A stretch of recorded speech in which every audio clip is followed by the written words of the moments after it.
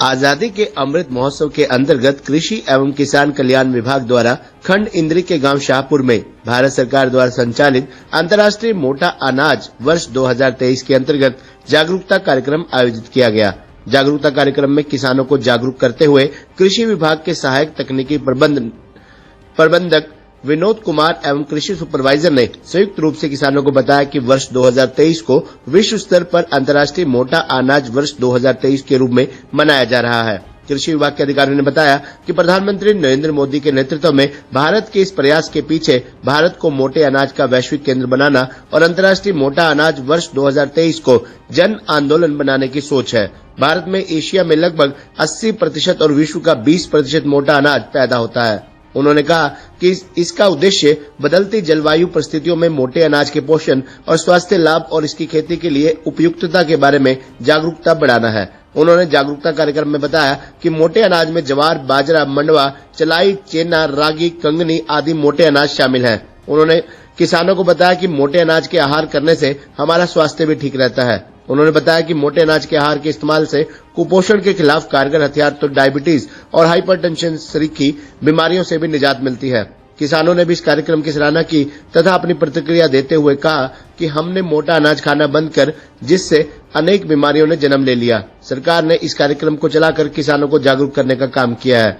अब वे इसको अपनाकर अपने शरीर को स्वस्थ रख सकते हैं। किसानों का कैंप लगाया गया और इस कैंप में किसान भाइयों को मोटे अनाज की जो न्यूट्रिशन वैल्यू है उसके बारे में उनको जानकारी दी गई और उनको बताया गया कि आप अपने खेत में मोटा अनाज उगाएं और उसको अपने खाने में भी इस्तेमाल करें ताकि जो न्यूट्रिशन हमारे शरीर के लिए ज़रूरी है वो हमारे को मिल सके। तो सरकार के अनुसार जैसे अब ये जो 2023 का जो साल रहेगा वो मोटे अनाज के रूप में मनाया जाएगा पूरा साल और इस अभियान के तहत हम हर गांव में ये जो कैंप है वो लगाने जा रहे हैं। कौन कौन से अनाज थे जो लोगों ने छोड़ दिए हैं? जैसा कि पहले जो मोटे अनाज उगाए जाते थे जो हमारे बुजुर्ग भी बताते थे कि जैसे ज्वार है, बाजरा है, मंडवा है, चलाई है, ये आमतौर पर खाने में आते थे। लेकिन आज इनका जो ट्रेंड है वो ख़त्म हो चुका लगभग। तो आज के जो हमारे नई पीढ़ी है उनको इनके बारे में पता भी नहीं है।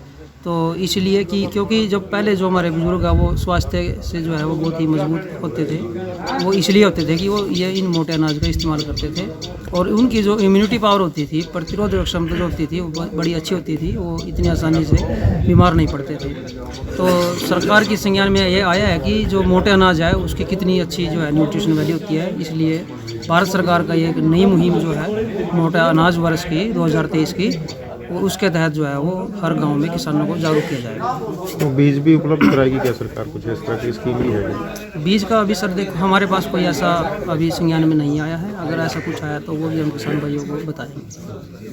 तो कारण क्या है, क्यों इसकी शुरुआत करने जा रही है सरकार? कारण यही है कि जो मोटा अनाज है उसकी जो न्यूट्रिशन वैल्यू है वो बहुत अधिक होती है, जो हमारी प्रतिरोधक क्षमता बढ़ाने के लिए काफ़ी अहम रोल जो है वो अदा करते हैं मोटे अनाज।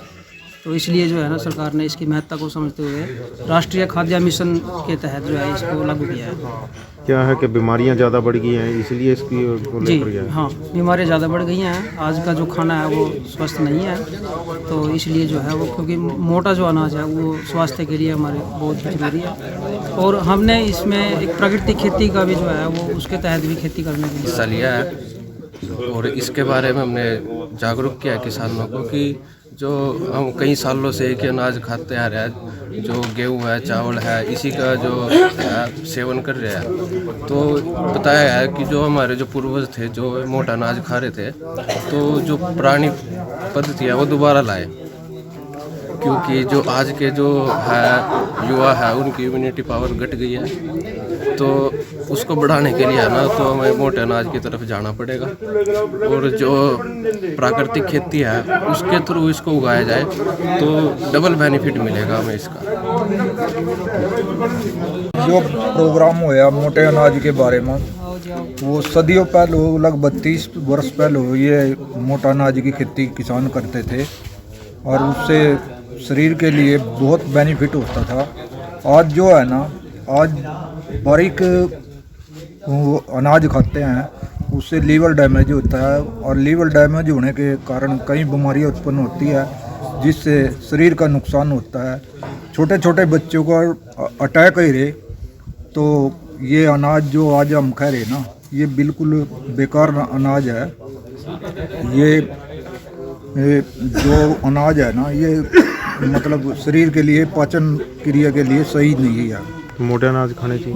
मोटा अनाज जो है ना, शरीर के लिए तंदुरुस्त है और बच्चा भी हष्ट-पुष्ट रहा है और व्यक्ति की आयु भी लंबी हो।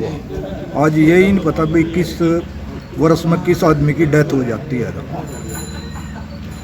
तो अब जैसे आज जागरूक किया है, अब आज जो प्रोग्राम करे है ना, इससे लोगों ने जागरूकता आएगी और जैसे जैसे समय समय के अनुसार आगे आगे जो भी प्रोग्राम होते रहेंगे उनका भी संपर्क चलता रहेगा। शुभ नाम होगा? मेरा नाम राकेश कुमार है जी। आज अंतर्राष्ट्रीय मोटा अनाज दिवस है और ये 1 साल पूरा मनाया जाएगा। इस पर सरकार बहुत जोर दे रही है। देश के अंदर गेहूं और चावल खाने से जो शरीर के अंदर बीमारियां फैली हैं, वो मोटा अनाज अगर खाएंगे तो उससे शरीर के अंदर बीमारियां कम होंगी।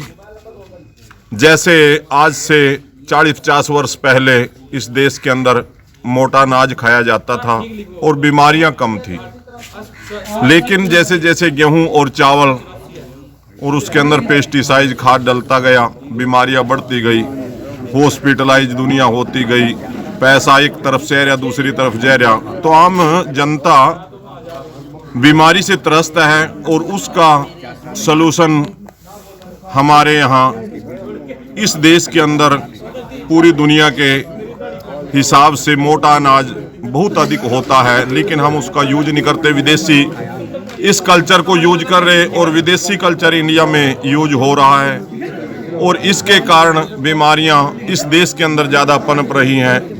तो उससे बचने के लिए सबसे बेहतर, सबसे अच्छा मोटा अनाज खाएं, योग करें, सुबह जल्दी उठें और भगवान का नाम लें, अपना जैसा भी अपना समय व्यतीत करें।